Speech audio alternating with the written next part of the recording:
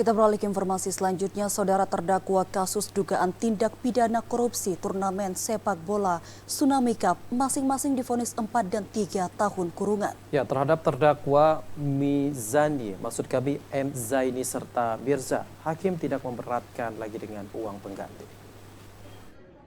Majelis Hakim Pengadilan Tindak Pidana Korupsi atau Tipikor Banda Aceh menjatuhkan hukuman terhadap 2 terdakwa yang terlibat kasus dugaan korupsi pelaksanaan turnamen sepak bola internasional Aceh Solidarity Cup atau yang lebih dikenal dengan Piala Tsunami Cup.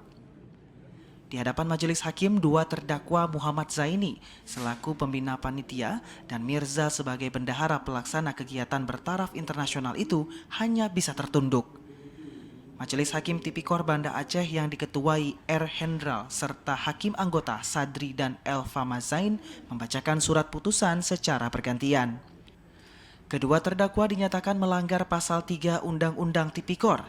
Terhadap Mirza, Majelis Hakim menjatuhi hukuman penjara selama 3 tahun dan denda sebanyak 50 juta rupiah. Sedangkan M. Zaini divonis 4 tahun penjara dan denda 50 juta rupiah. Tim kuasa hukum Bang M. Wahyu Pratama menjelaskan bahwa putusan yang dijatuhkan terhadap kliennya lebih ringan dibandingkan dari tuntutan Jaksa Penuntut Umum atau JPU dari Kejari Banda Aceh. Kalau untuk putusan itu tidak sesuai dengan tuntutan jaksa, karena kan jaksa kan menuntut terhadap klien kami kan dengan pasal 2 Undang-Undang Tipikor di dakwaan primer. Sedangkan menurut majelis hakim di dakwaan primer tidak terbukti dan terbukti untuk klien kami itu melanggar terhadap pasal 3 Undang-Undang Tipikor terhadap dakwaan subsidiar jasa penuntut umum.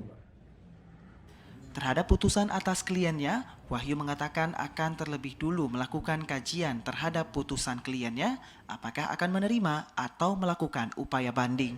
Dari Banda Aceh, Hidayatullah, TVRI melaporkan.